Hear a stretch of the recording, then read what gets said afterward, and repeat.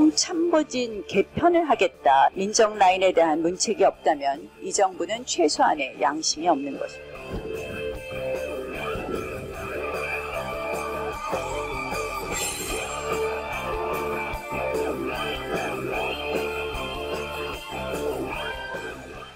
정치구단에게 감동적인 인적 쇄신의 조건 물어보겠습니다. 민주평화당 박지원 의원 자리했습니다. 어서 오십시오.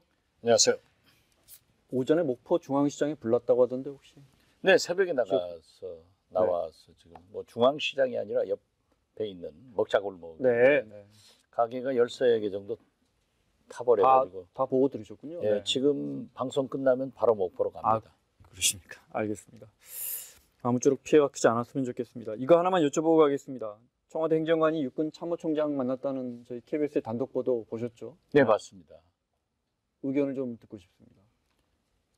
그런데 그 청와대 대변인이 수석이나 행정관이나 대통령 비서이기 때문에 만날 수 있다. 오늘 그런 해명을 했죠. 네. 그게 더 오만한 거예요. 그러니까 6급 행정관이 과학정보통신부 장관을 만나서 역관 운동을 하고 6급 수사관이요? 네.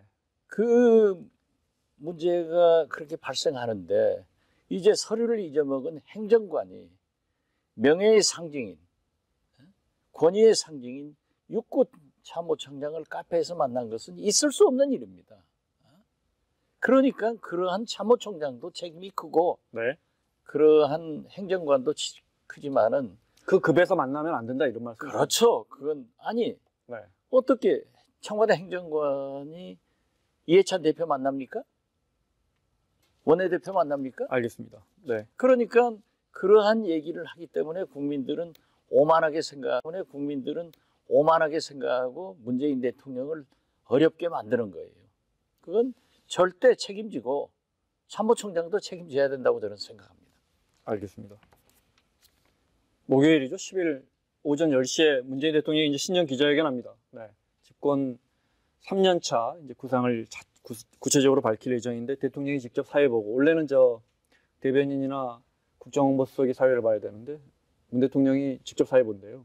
네. 수석들은 다 기자들석에 앉고 200명 기자들이 아마 집중 질문을 할 것 같은데 조언을 좀 해주신다면요. 그러니까 미국 대통령이 3가지 일을 주로 합니다. 첫째는 국회의원 만나고 두 번째는 현장 방문하고 세 번째는 기자들을 만나는 거예요. 지금 트럼프 대통령은 대통령 겸 백악관 대변인 아니에요? 지나치게 많이 만나죠. 그렇죠. 그런데 문재인 대통령이 이번에 파격적으로 집권 3년 차를 맞이해서 그렇게 기자들과 허심탄회하게 국정 전반에 대해서 얘기를 한다고 하는 것은 굉장히 잘한 결정이다. 그렇게 생각합니다. 알겠습니다. 거기서 또 뭐 비행기에서처럼 국내 정치는 묻지 마라 이런 얘기는 안 하시겠죠. 알겠습니다. 그 한 80분에서 100분 정도 진행된다고 해요. 아마 목요일 오전 10시에 우리 국민분들의 관심이 집중될 것 같습니다. 지난 주말에 SNS에 이런 말씀하셨어요. 페이스북에 용서를 통해 국민 통합을 좀 이뤄 나갔으면 좋겠다 하시면서 DJ의 예를 들었어요. 전두환 노태우를 사면했으니까 전두환 전 대통령은 이제 DJ 사형 선고 내린 대통령인데 이런 걸 좀 보여주자 이런 뜻입니까? 그렇게 보여주자는 것도 있지만은 더 큰 방점은 그 죄를 지은 사람들이 통렬하게 반성하고 국민 앞에 어떻게 이순자 여사가 한국 민주주의의 아버지는 전두환이다 이런 얘기를 할 수 있어요. 그래서 제가 그런 거예요. 그러면은 한국 민주주의의 할아버지는 박정희고 누나는 박근혜냐 오빠는 이명박이냐 이게 말이 되는 얘기예요. 금요일날 그 말씀을 저희가 인용했습니다. 그래서 저희는 용서는 필요합니다. 그렇지만은 본인들의 처절한 반성이 사과가 필요하다. 이걸 강조한 겁니다. 문재인 정부에서 지금 통합과 화해를 위해서 그런 모습을 보여주려면 구체적으로 어떤 액션을 제안하실 수 있으시겠어요? 저는 늘 지금 현재 적폐청산의 피로증이 누적해가고 있다. 김영삼 대통령 초기에 적폐청산을 해서 90% 이상 지지를 받았지만은 1년간 지속하다 보니까 국민들이 피로해가지고 결국 경제 실패로 나왔습니다. 그래서 저는 이제는 집권 3년째로 넘어간다고 하면은 이러한 모든 것을 정리할 때고 네. 이제는 민생 경제로 들어가야 된다 하는 것을 강조합니다. 제가 그냥 이렇게 여쭤볼게요. 박근혜 전 대통령 사면을 말씀하시는 겁니까? 그런 건 아니고요. 박근혜 대통령은 형이 확정 안 됐기 때문에 네. 사면은 불가능합니다. 그러니까요. 그렇지만은 제가 볼 때는 지금 체중이 40kg 미만이래요. 그리고 네. 사람도 전혀 안 만난다면서요. 전혀 안 만나고. 네. 그런데 제일 중요한 것은 박근혜 대통령의 처절한 반성과 국정농단에 대한 사과가 없어요. 자기는 지금도 잘했다고 하는 거예요. 네. 그렇지만은 뭐 구속 기간 만기도 될 수 있고 또 11월 금년 내로 2년형 받은 것도 1월 금년 내로 2년형 받은 것도 선거법 위반이요. 네. 그래서 만기가 되기 때문에 어떠한 면으로도 정리가 돼야 되지만은 그렇게 하기 위해서는 당사자가 네. 처절한 반성과 대국민 사과가 필요하다 하는 것을 강조합니다. 반성이나 사과 안 할 것 같은데. 안 하면 살아야죠. 알겠습니다. 청와대 개편 여쭤보겠습니다. 네. 하여튼 지금 정부나 청와대에서 지난 정부에 대해서 뭔가 화해의 제스처가 필요하다. 물론 그 선행 조건으로는 박 전 대통령의 아주 통렬한 반성이 선행돼야 되고, 네, 그 말씀으로 이해하겠습니다. 청와대 참모진 개편으로 노영민 주중대사가 이제 비서실장으로 올 것 같고요. 이건 뭐 기정사실인 것 같고요. 강기정 전 의원이 정무수석 할 것 같고요. 윤도한 MBC 기자가 MBC 논설위원, 지금은 뭐 퇴직하셨습니다. 지난해. 네, 국민소통수석으로 물망에 오르는 것 같습니다. 일단 평가를 좀 들어볼까요? 저는 노영민, 강기정 두 분하고는 잘 알고 가깝습니다. 네. 그러나 윤도한 국민소통수석 내정을 됐는지 모르겠습니다만은 저분하고는 잘 모르는 사이입니다. 기자들 사이에서는 알려진. 네, 그렇죠. 네, 아니, 기자입니다. 저도 네. 기자로서는 알고 있죠. 네, 네.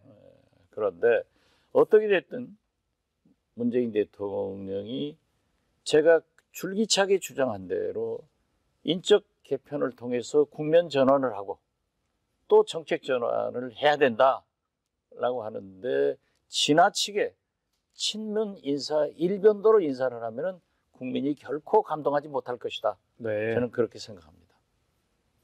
그러면 국민들에게 좀 감동을 주는, 네, 국민들이 뭔가 문재인 대통령 한 대감이 있는데, 그렇죠. 네. 거기에 걸맞는 뭐 인사를 하려면 어떻게 해야겠습니까? 뭐 구체적인 좀 대안을 주십시오. 글쎄 뭐 네. 개인 청와대도 안 하고 싶어서 안 하겠습니까? 개인 네. 한 사람 한 사람을 보면은 다 훌륭한 분들이지만은 네. 다 친문 일색이면은 국민이 감동하겠어요? 화면에 노영민 똑같은 대사입니다. 네. 사람들이 똑같은 일을 하겠구나.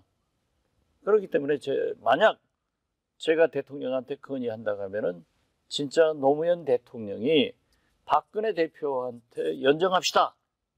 비록 역풍은 맞았습니다만 그 정도의 발상에 전환을 해서 새로운 사람을 좀 등용하는 것이 어떨까? 네. 그렇게 생각합니다. 예를 들면 저 같은 사람한테 비서실장 한번 하십시오 하는 것도 국민들이 깜짝 놀랄 거예요. 그 정도의 발상의 전환이 지금 문재인 대통령한테 필요하다. 그걸 말씀드리는 거예요. 저는 안 갑니다만 물론. 네, 한번 해보셨잖아요. 그죠? 네, 알겠습니다. 노무현 대통령은 연정 제안할 때는 아마 선거구제 개편 때문에, 네, 그렇죠. 큰 대의를 위해서 연정까지 할 수 있다. 그런 제안을 지금이 한 적이 있죠. 문재인 대통령한테 가장 필요한 거예요. 네. 지금 뭐 거의 감찰관, 전직 사무관, 또 행정관이 육군참모총장 만나고 이런 것들이 일탈된 행위거든요. 그리고 지금 막중한 검찰 개혁이나 사법부 개혁 이런 것들이 있고 또 경제 문제만 하더라도 얼마나 어렵습니까? 5천만 국민이 경제는 다 어렵다고 하는데 문재인 대통령만 지표가 좋다? 괜찮다라고 하니까 거기에서 문제가 있는 거예요. 그렇기 때문에 발상의 전환을 해서 새로운 인물들이 와서 네. 분위기도 국면도 전환시키고 정책도 전환시키고 정책도 과감하게 전환할 수 있는 계기를 만들어보자 하는 것이 저희들의 바람입니다. 그런데 여권 인사분들에게 사석에서 그런 걸 여쭤보면 특히 자유한국당 같은 경우에 정부 여당을 거의 적대시하는데, 비판하는 게 아니고 적대시하는데 도대체 협치가 너무 어렵다라고 또 그런 반론을 꺼내요. 네. 그 자유한국당도 지나친 거예요. 모든 것을 ABM, anything but 문재인 이렇게 반대만 하니까 있을 수 없는 거 아니에요. 자기들이 할 때는 얼마나 잘했어요. 똑같잖아요. 자기들이 IMF 가전 정당이고, 자기들이 남북관계 파탄낸 정당이고, 자기들이 최순실 국정농단 했으면은 좀 반성하고 협력할 것은 협력해 줘야지. 네. 문재인 대통령 모든 것을 발목 잡기 때문에 하나도 못 나가잖아요. 국회에도 국회 선진화법 만들어가지고 도대체 법과 제도에 의한 개혁을 아무리 문재인 대통령이 추진해도 안 해주니까 못하는 거 아니에요. 못하게 한 사람들도 책임이 있는 거죠. 알겠습니다. 관련해서 문재인 대통령의 공약 중에 집무실을 광화문으로 옮기겠다라고 한 게 있습니다. 국민분들이 기억하실 텐데 이게 지금 어렵답니다. 먼저 들어보겠습니다. 집무실 이전에 대해서는 집무실을 현 단계에서 광화문 청사로 이전할 경우에 청와대 영빈관, 본관, 헬기장 등 집무실 이외 주요 기능 대체 부지를 광화문 인근에서 찾을 수 없다는 결론을 내렸습니다. 따라서 청와대 개방과 집무실 광화문 이전은 광화문 광장 재구조화 사업이 마무리된 이후에 장기적인 구체적으로 따져봤더니 옮겨갈 공간이 없다는 겁니다. 저 당연한 얘기입니다. 네, 당연한 얘기예요. 그런데 대통령 선거 공약은 원래 쉽지 않다. 그렇죠. 네. 그리고 문재인 대통령이 청와대에서 안 살아보았다고 하면은 이해가 됩니다. 거기서 민정수석하고 비서실장 하신 분이 아무리 대통령 선거 되려고 하더라도 저런 공약을 왜 하는가? 저는 이해가 되지 않았어요. 이 대통령들이요, 전부 처음에 되면은 밖에 나와서 식사도 하고 소주도 시민들에게 한번 하는 멋있는 대통령을 꿈꿉니다. 네. 또 그렇게 하려고 해요. 드라마 속의 대통령은 늘 그러죠. 그렇죠. 네. 그런데 한번 나와 보면은요, 그 식당은 모든 손님들 예약 취소하고 손님 하나도 안 받고 자기만 그러면 좋아요. 그 옆집들까지 다 클로즈 해버리는 거예요. 네. 그러니까 제가 경험인데요, 다음에 김대중 대통령 모시고 한번 나왔었던 그 집에 대통령님 또 한번 가보자 라고 해서 전화를 했더니요, 제발 오시지 마십시오. 우리가 옆 동네 사람들한테, 옆집 사람들한테도 얼마나 지장이 있기 때문에 오시지 말라고 그래요. 소위 말해 민폐다 이 말. 그렇죠. 그게 네. 민폐고, 어떤 물론 국가에 따라서 다르겠지만은 네. 미국 대통령도 그런 거 못합니다. 그런데 공약을, 원래 대통령은 공약 안 지키려고 공약한다는 얘기가 있지만은 나는 왜 저런 생뚱맞은 또 발표를 해요. 원래 광화문 시대에 공약을 했던 이유는 구중궁궐 같은 청와대에서 특히 박 전 대통령이 방에만 들어 앉아 있었다는 거 아니에요. 근데 그 근본적인 이유가 뭐냐? 그러니까 비서관들에게 쌓여 있어서, 또 청와대라는 독립된 공간이어서, 그래서 정부가 있는 대로 대통령이 나와서 정부와 같이 일하자 이런 취지였거든요. 취지는 네. 아주 좋고. 제가 말씀드렸잖아요. 네. 어떤 대통령도 청와대 입성한 지 6개월 되는 대통령도 청와대 입성한 지 6개월 되면은 거의 바보 돼요. 누구를 만날 수 없기 때문에. 그래서 저는 김영삼 대통령 제일 네. 잘못한 것 중에 하나가 안가를 다 없애버린 거예요. 그러니까 네. 안가에서라도 나와서 친구도 만나고 여러 사람 만나는데 네. 그 길이 없어졌어요. 그런다고 광화문 시대 취지는 좋죠. 또 우리 네. 국민들도 그런 멋있는 대통령을 바라지만은 현실적으로 경우이기 때문에 있을 수가 없어요. 그래서 결국 저러한 문제를 해결할 수 있는 것은 비서실장이나 수석들이 외부 인사를 하루에 3끼 잡수잖아요. 네. 그러면 초청해서 가급적 많은 소리를 가급적 들을 수 만나게 있도록. 해드려요. 네. 제가 김대중 대통령님한테 김수환 추기경님, 강원영 목사님, 이 KBS 박권상 사장님을 제일 많이 만나게 해드렸어요. 그것도 단둘이. 네. 그러면 그분들이 국가를 위해서 이 민심에 대해서 여러 가지 얘기를 하신단 말이에요.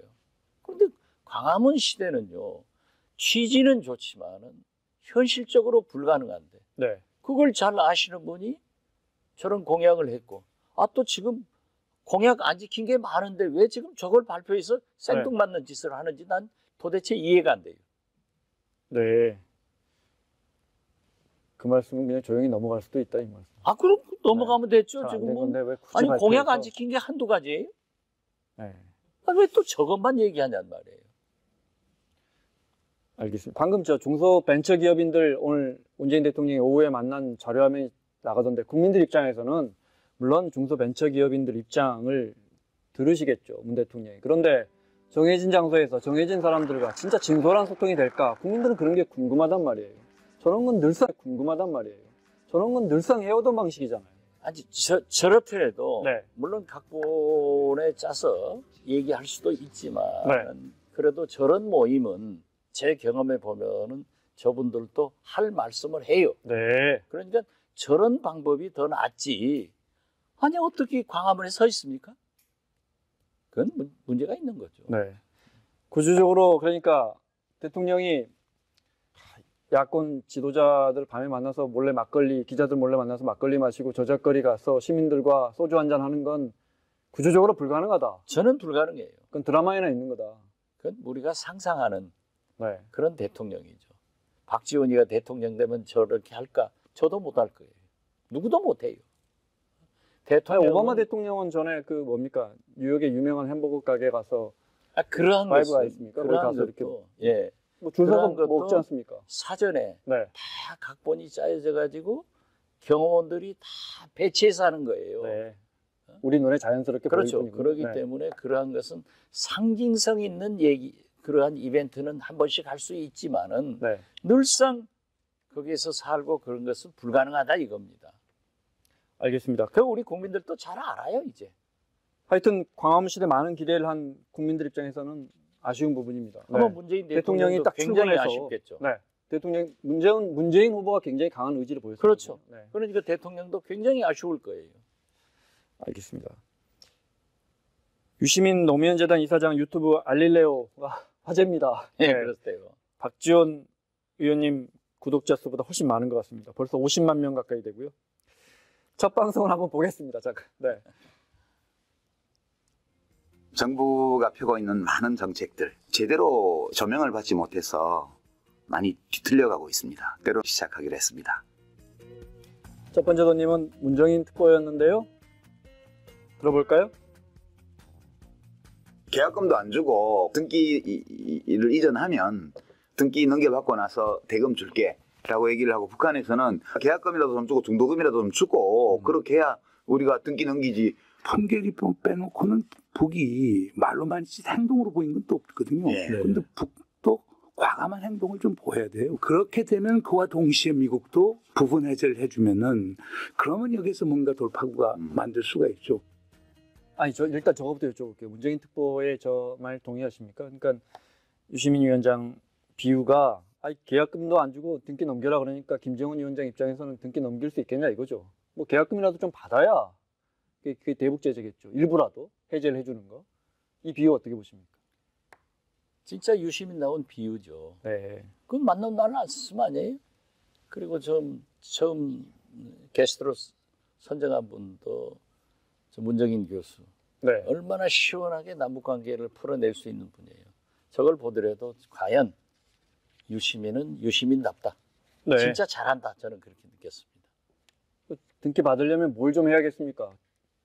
김정은 위원장이 또는 트럼프 대통령이? 최소한 경제제재 완화를 해줘야죠.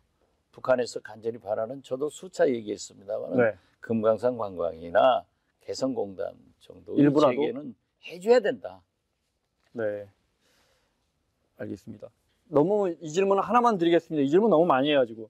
유시민 이사장 정치 복귀 대통령 후보 이야기 나오는데 거기에 대해서 짧게 코멘트를 좀 해주신다면. 안 한다고 자꾸 강조하는 것이 하는 것 같아요. 거기에 대해서 유시민 위원장이 고칠레오를 통해, 알릴레오는 뭘 알리겠다는 거고, 잘못된 거 고치는 건 또 고칠레오라고 팟캐스트입니다. 그거 들어보겠습니다. 곧 고칠레오 2 나옵니다. 네. 정치를 다시 시작하게 되면 어떤 사람들을 만나야 되냐, 어떤 관계를 맺어야 되냐, 호감을 얻기 위해서 을의 위치로 무조건 가야 돼요. 하루 24시간 1년 365일이 다 을이에요. 저만 을이 되는 게 아니라 저희 가족들 다 을이 될 수밖에 없고요. 그 대통령이 됐다고 쳐봐요. 국정의 최고 책임자로서 국가의 강제 권력이잖아요. 강제 권력을 움직여서 사람들의 삶에 영향을 미치는 일이에요. 그 일이. 근데 그렇게 무거운 책임을 저는 안 맡고 싶거든요. 제가 들을 때는 네. 만약 대통령이 되면은 국민 여론에 의식하지 않고 대통령으로서 all the way 자기는 가겠다 하는 것으로 꼭 들리는데 제 귀가 네. 잘못됐는지 모르겠어요. 그런 이야기도 했어요. 강하게 안 하겠다고 하면 강한 부정 속에 뜻이 있다고 하고, 그래서 아무 말도 안 하면 침묵 속에 암중모색하고 있다고 해석한다. 다 하잖아요. 역시 유시민답게 이것도 저것도 다 언급하면서 자기의 길을 가겠다. 네. 지나치게 대통령이나 정치를 하면서 유권자들에게 얽매여가지고 활동하지 않고 네. 나는 한 번을 하더라도 소신껏 잘하겠다. 저는 그렇게 들리는데 그래요? 제 귀가 잘못됐는지 모르겠어요. 기본적으로 나나 내 가족이 그 역사에 무거운 짐, 책임을 지기도 싫고 질 자세도 질 준비도 안 돼 있다. 저는 이렇게 들었거든요. 그런데 네. 뭐 대통령이란 게 꼭 자기가 하고 싶다고 해서 안 하고 싶다고 해서 안 하는 건 아니거든요. 네. 저는 그렇게 들리는데 또 다른 사람이 들리는 것도 그것도 어쩔 수 없는 거죠. 뭐. 알겠습니다. 이렇게까지 해명해도 또 장안의 해석은 요즘 제 귀가 나빠요. 아니요. 많은 분들이 또 그렇게 해석하세요. 그러죠. 네. 알겠습니다. 이거 네. 이사장은 자기가 목표하는 것을 충분히 알릴레오 고칠레오를 가지고 도달했어요. 그러니까 언젠가는 이걸 걷어들일 때는 고칠레오 2가 나올 겁니다. 그래서 고칠레오 2다 이 말씀이셨군요. 네. 홍준표 전 대표는 유시민 이사장의 뭐랄까 등판을 매우 견제하면서도 매우 반기고 있습니다. 화면 잠깐 보겠습니다.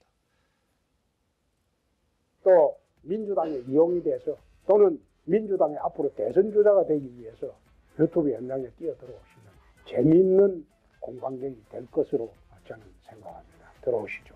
한번 해봅시다. 오늘 저 방송 전에 페이스북에 홍 전 대표가 좌파 유튜브는 금방 소재가 고갈될 것이다. 그게 재미없어진다는 거예요. 좌파들은 잘 뭉치니까 접속 시간이나 접속자 수는 금방 올라갈 수 있지만 다시 떨어질 수밖에 없다. 이 부분은 어떻게 보십니까? 저는 그렇게 생각하지 않아요. 오히려 홍준표 대표의 여러 가지가 고갈될 거예요. 똑같잖아요. 밤낮 색깔로는. 아니 근데 홍 전 대표 주장대로 비판할 소재가 아무래도 더 많거든요. 정치라는 건 기본적으로 야당이 여당에 대해서. 그 비판도 비판 나름이지. 홍 전 대표의 비판은 방어하는 것보다 비판하는 게 더 재밌거든요. 네. 그렇지만은 네. 늘 발목 잡는 거고 색깔론 제기니까 이제 식상해요. 그러나 오히려 유시민 이사장은 새로운 소재 발굴을 작가니까 잘 할 거예요. 그리고 저는 지금 뭐 홍카콜라나 알릴레오 이 두 분이 오히려 지상파 방송이나 종편 방송보다도 더 훨씬 인기 있게 보도되는데 그 결론이 뭐예요? 결국 공론 분열을 가열화시키고 있다. 그래서 두 분은 자제할 필요가 있다. 저는 오히려 그렇게 생각합니다. 알겠습니다. 지금 공론 분열이 되고 지금 있잖아요. 지적하신 부분은 생각해보지 못했던 부분이네요. 아니요. 네. 저는 처음부터 그걸 느꼈어요. 홍준표, 네. 유시민 지나치게 공론 분열을 가속화시키고 있지 않느냐. 여기에 열광을 하고 이게 과연 국가적으로 볼 때 바람직한가.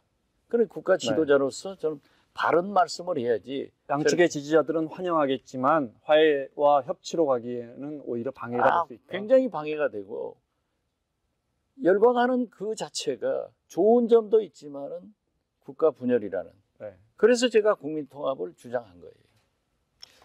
알겠습니다. 시간 때문에 그래도 북미회담 박지원 의원님 나오셨으니까 북미회담 좀 여쭤봐야겠습니다. 먼저 트럼프 대통령 언급을 좀 직접 들어보고 질문 드리겠습니다. 준비가 됐나요? We're negotiating a location. It will be announced probably not in the not too distant future. 북한 제재는 그대로일 거라고 제재 풀 생각은 없다고 강조했는데요. The sanctions remain in full force and effect, and they will until we have some very positive proof. 저기서 말하는 확실하거나 긍정적인, 매우 긍정적인 증거, 뭘 더 발견하겠다. 저는 우선 트럼프 대통령이 가장 성공한 것은 제재와 압박입니다. 네. 그렇기 때문에 김정은 위원장이 나온 거예요. 네. 그렇기 때문에 앞으로도 저 제재는 완화는 있을망정 해제는 없다. 오히려 경우에 따라서는 강화할 것이다. 네. 이렇게 보면서 밀고 당기기를 워낙 잘하니까. 그렇죠. 네. 그러면서 저렇게 아직도 트럼프 대통령이 I love 김정은을 외치면서 우리 곧 만난다. 그 후보지를 물색한다라고 하는 것은 굉장히 좋은 출발이다. 이렇게 봅니다. CNN이 이미 베트남, 몽골, 하와이 이런 데 지금 백악관에 답사팀이 가 있다고 사전 답사를 하고 있다고 벌써 보도했거든요. 저는 오히려 하와이보다는 베트남을 더 깊게 보고 있습니다. 대개 제가 접촉할 때도 그렇고 북한이 외국 사람들 특히 고위층을 접촉할 때는 자기 나라 대사관이 있는 곳에서 만납니다. 베트남은 또 공산주의 그렇죠. 국가고요. 그리고 미국 대사관도 있고 특히 베트남은 도이모이 정책으로 미국과 함께 개혁 개방으로 얼마나 경제적으로 성공하고 있습니까? 네. 김정은 위원장도 그걸 보고 싶을 거고 트럼프 대통령도 우리와 잘 지내면 그렇게 발전할 수 있다 하는 것을 보이고 싶으니까 저는 베트남에 지난번부터 상당한 무게를 두고 있다. 그렇게 생각합니다. 근데 워낙 트럼프 대통령이 언사가 저렇게 하시는 분이라 앞서가는 말잔치 아닙니까? 화려한 수사 곧 될 거다 이렇게 말하는데 우리가 또 너무 기대하는 건 아닌가 싶어서. 저는 기대합니다.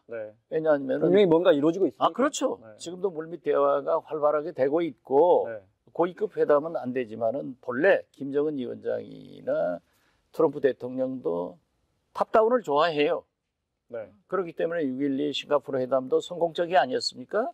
그러니까 트럼프 대통령으로서는 앞으로 대선 가도 2년에 차별할 수 있는 것은 미국 민주당과 차별할 수 있는 것은 북미 정상회담이에요. 그렇기 때문에 저는 가능하다. 그리고 그리 가야 된다.